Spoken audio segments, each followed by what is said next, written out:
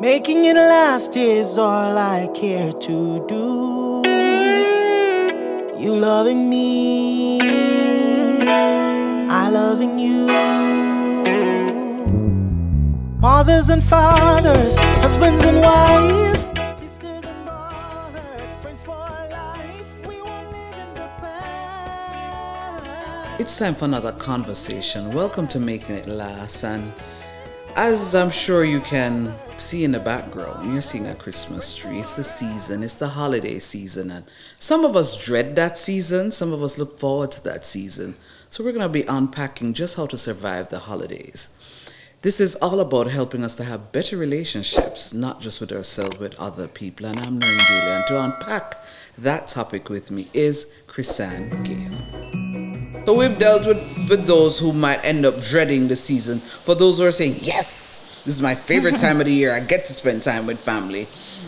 What advice? Because even in all of that, there's still some ways that you still need to, manage it, because you could also then go to the extreme. But for those who are looking forward to it, what tips do you have for them as well? To socialize, to meet with friends, fall in love with doing the things that you love to do.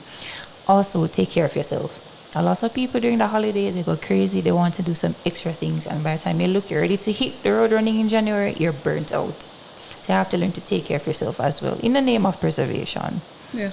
Give us some self-care tips, because you can never ever get enough ideas in terms of how to definitely preserve yourself throughout the season as well. All right, I want to start by saying self-care is not just whining and dining. A lot of people hear self-care and they think, all right, I have to go out, I have to spend money with friends, I have to go to the movie. You don't have to splurge to take care of yourself. We mentioned boundaries before. Setting boundaries is a way of taking care of yourself. Monitoring your stress levels around the holiday, if you dread the holiday, is a way of taking care of yourself. Talked about emotions, regulating your emotions, understanding how you feel, sitting with your feelings and trying to work through them is also self-care. Spending time with people you love, keeping up with traditions is self-care.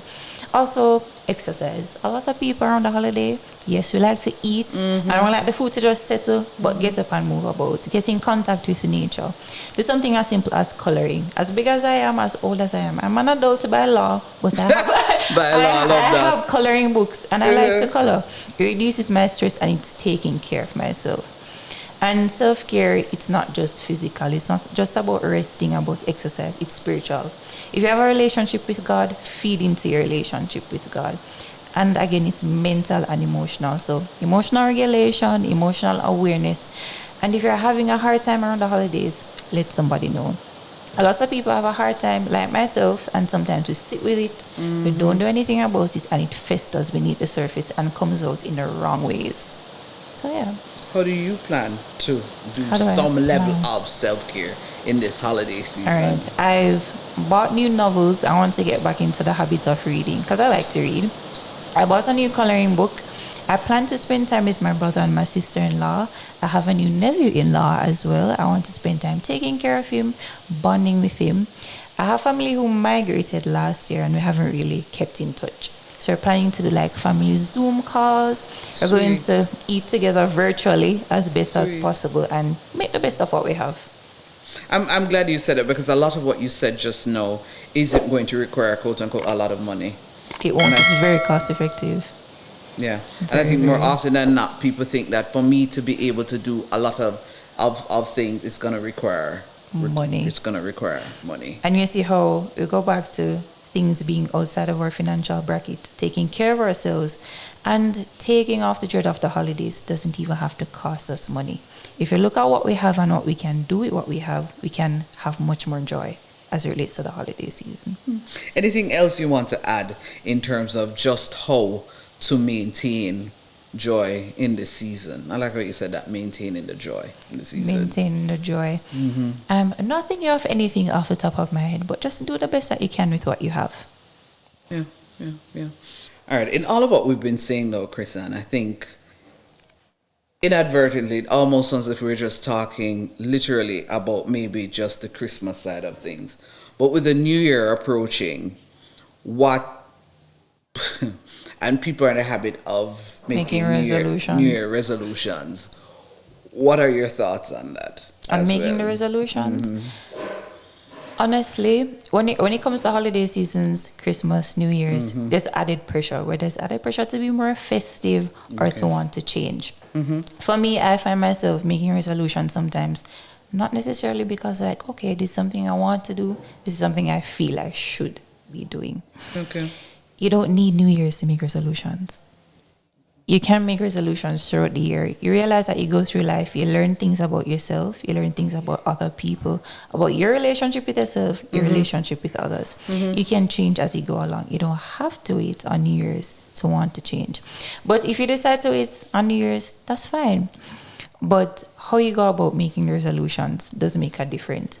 Is it that you're just making things up just because people expect you to, or your friends are going to expect you to share things with them?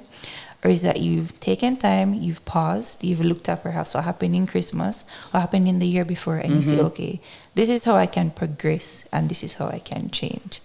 And a lot of people too, they go in with the resolutions and they think change definitely happens when I want it to.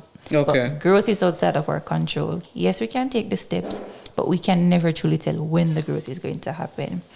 So going into that, making the resolutions, it's a proverb I like which says, be not afraid of growing slowly, be afraid only of standing still. Repeat that. Love it. So, be not afraid of growing slowly, be afraid only of standing still.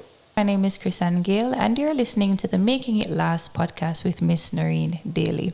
So we're looking at surviving the holiday season, but we're going to take a quick break and hear a word from our partners. Making it last is all I care to do. You loving me, I loving you. You can't live your best life without a healthy immune system. Boost your immune system the delicious way with Zappy's organic juices and punches. Made from local produce with zero added sugar, our juices cleanse and revitalize your body as they boost your natural immunity. Try our delicious flavors. Beat It, Berry Bomb, Get Fresh, Ton Up, and Island Splash. Find us on Instagram at Zappy's Organics or call or send a WhatsApp message at 1-876-779-8910 to order today. That's 1-876-779-8910. Zappy's Organic Juices and Punches. Live your best life today.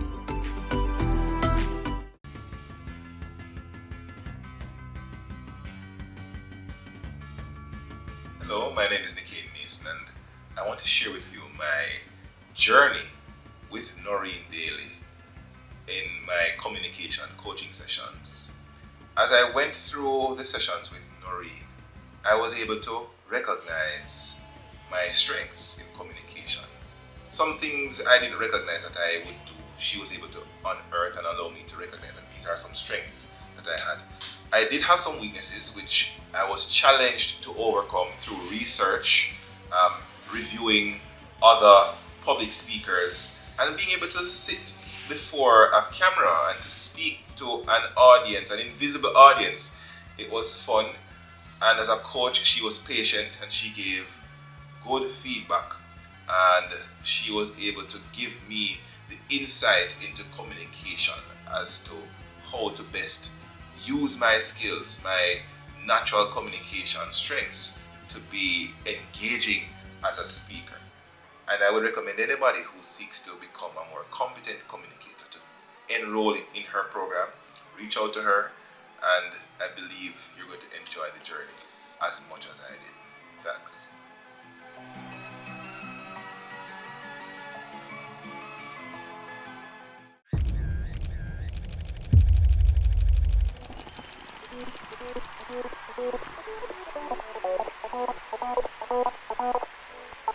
Photography is an art, but more so, photography must come from the heart. Precious moments, priceless times. Take a pic and know it will turn out fine. BMC Photography JA. Beautiful moments captured. Let's go. Making it last is all I care to do.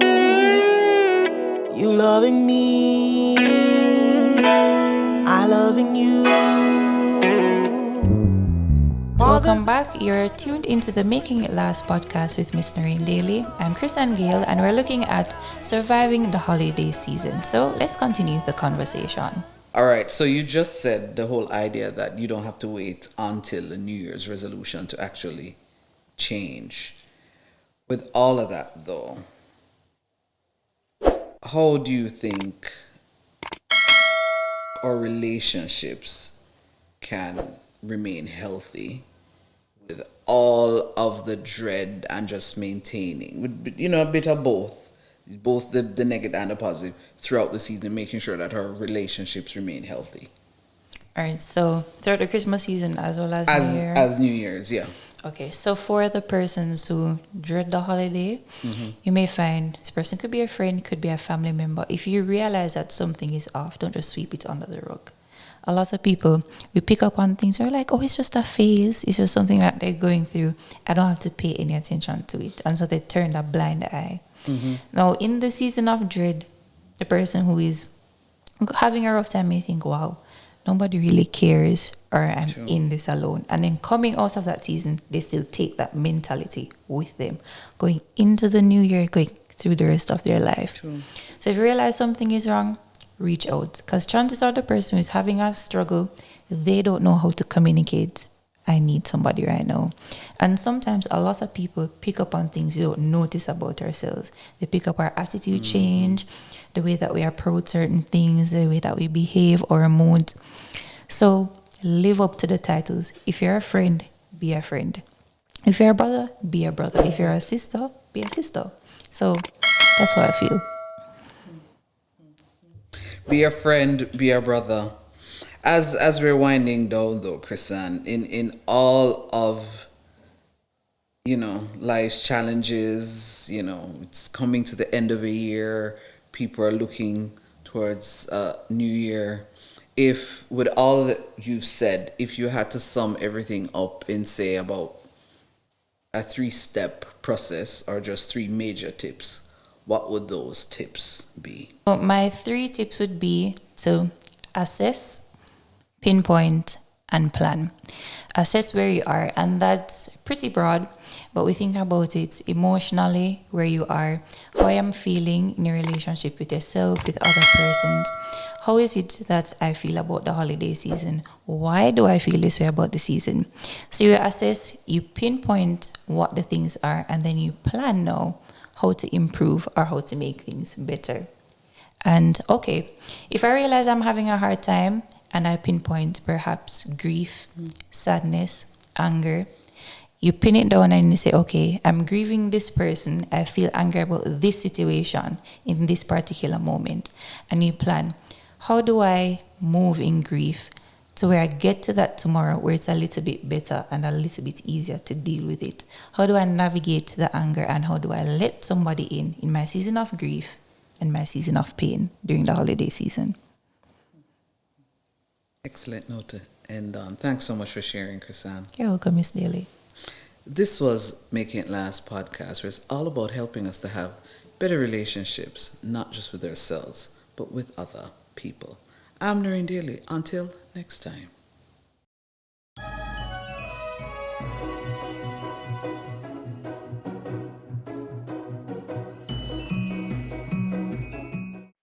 Making it last is all I care to do.